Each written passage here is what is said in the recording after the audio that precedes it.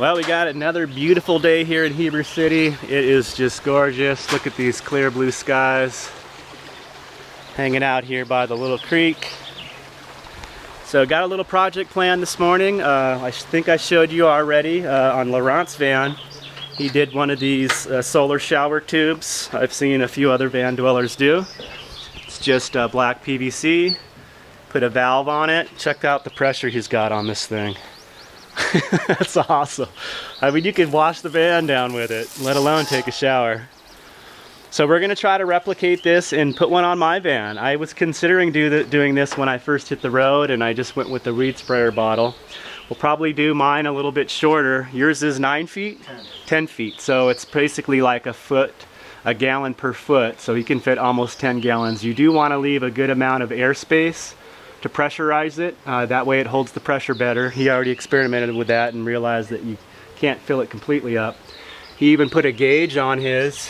You can see it's up over 20 pounds with a little fitting to use a normal air pump on it.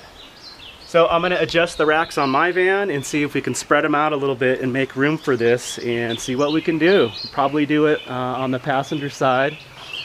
That way I got the back of it over here. Can take a shower, have the hose come off right here. I do have my roof vent, so we got to make sure I don't go back up too much, but I'm thinking I can bring this rack back. I've got extra strut from my solar panel, so I'll probably bring this back around right here, and on mine maybe go for about like 7 feet. So that should be plenty of water. So we're gonna get busy. Appreciate it, man. Get an actual project done instead of just goofing off all day. Alright, well, we're working on getting this roof rack loosened up. I removed my U-brackets here, so my solar panels are loose. We're going to spread these, and I know some of you have noticed my rust issue before when I've shown the roof. And the roof rack bracket was right here. And look at what we found when I pulled that bracket. It's just about rusted all the way through. Actually, it is rusted all the way through. I have had some leaking issues up at the front windshield. I've had some water come drip here when it rains really heavily, and I'm thinking that it was probably coming in through here, running along the rail. So we're going to try to do a little bit something here. Not get too crazy, but do some minor patchwork, because once again, that is rusted completely through. You can actually see the wiring in there for the dome light. So we're going to try to get busy on that. We're going to start with cleaning up the bracket. Thankfully, Laurent is super handy. He's got all the tools, so we're going to see what we can do.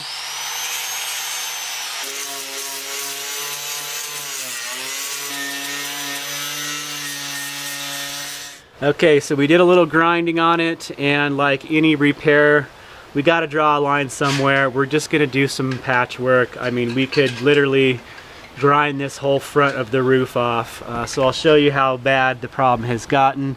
It's actually rusting through on the inner frame as well. But we can only take care of so much of it. You know, like I've mentioned, I only plan on having this van for another 1.5 to 2 years at the most. So we're going to fill this in, bondo it up, and then get some paint on there, and just call it good for now. Let that dry. Sand it down, maybe do another layer, make it smooth. We're making a little headway here on our body work job. Got one final application of Bondo. Gonna fill in this little hole here. Let it dry, smooth it out. We got some white spray paint. Give it a little coat there. Alright, so we made some headway today. Geez, we've only been at it probably a few hours. And we've got some body work done. We just rinsed it down a little bit, and it's looking pretty nice. What a big difference. I don't have a big hole in my van anymore. And we come around the other side. We've got the shower tube, solar shower tube, just in place. We still have to finish up the fittings here, cap it off, put the valve, and then the cap for the top with the Schrader valve to pressurize it. But it looks like the perfect length for me. We'll give it a measure so we kind of have an idea how many gallons it fits. But I think that's really gonna work out good, especially now that summer is coming. I'll be able to fill that up periodically and probably get a good 2 or 3 showers out of it. And yeah, warm water heated by the sun. Awesome. We're working on the pressurizing portion of the solar tube shower. So what we're going to use is a Schrader valve with a pressure gauge on it. So that's the pressure gauge, so I know more so than anything not to overdo it. You know, we could risk blowing out the pipe or the fitting, so probably want to keep it right around 30 psi. And the way we're going to put that into the cap to keep it from leaking is this custom fit washer that Laurent was able to fabricate using a Dremel. And then one end of the fitting there, another washer on top. That way we're not screwing right into the PVC and risking breaking it or cracking it.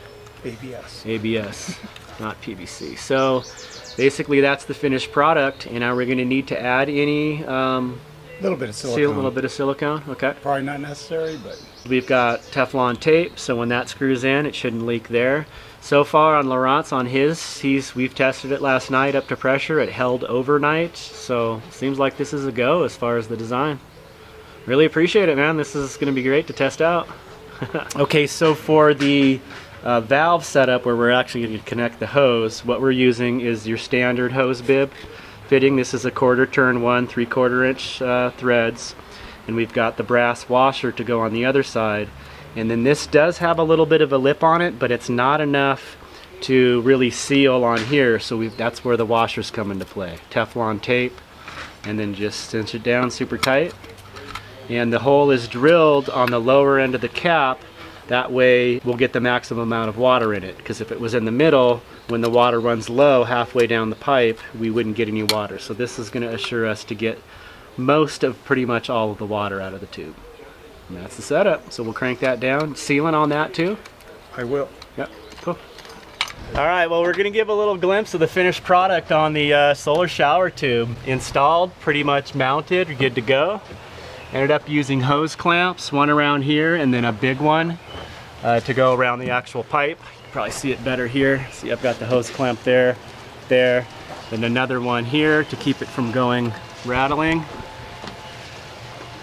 Got the hose. I ended up finding a little 5-foot piece of hose here, actually a 6-foot piece with just a garden sprayer nozzle. So we'll turn it on. It's actually not fully pressurized right now, but even still, it's got a great flow to it.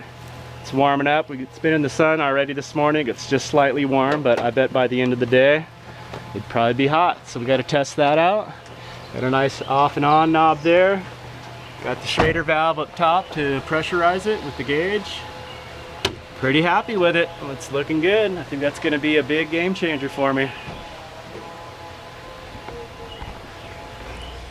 Thanks for watching, guys. I hope you enjoyed today's video. I'm going to go ahead and try to upload my first Saturday video. I've been uploading Monday, Wednesday, Friday pretty consistently for a while now. So I'm going to try to add this Saturday video where I'm just hanging out, talking with you guys, bringing you up to date on anything that has transpired through the week that I wasn't able to share with you in those videos, as well as answering any questions I received in the comment section. Some stuff has come up this week. I actually have been working the last few days. I found some temporary work, so I'll bring you up to date on that and what that's all about. Otherwise, we'll see you soon. Take care, guys. Peace.